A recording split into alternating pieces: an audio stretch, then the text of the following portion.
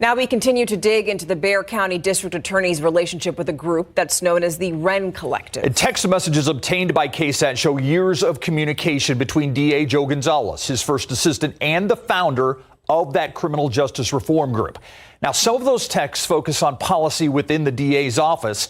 And as one criminal law expert tells the Night Team's Patty Santos, special interest groups are turning to district attorneys across the country in hopes of political change. Here's the thing, though. Some people worry that the outsiders are meddling with justice. Why should the community care? Why should taxpayers care who the DA is communicating with? We need to make sure that we're punishing criminals and that we're effectively removing them from the streets. And the agenda of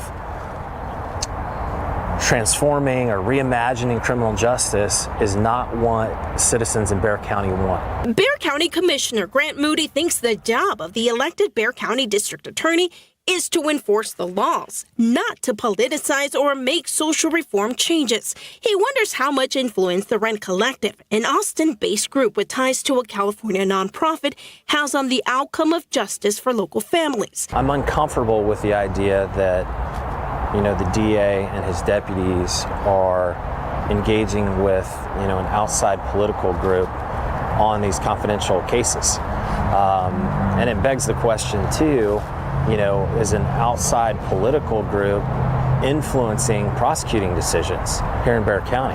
KSAT reached out to Bexar County Judge Peter Sakai as well as all three other county commissioners for comments on the DA's working relationship with the Wren Collective.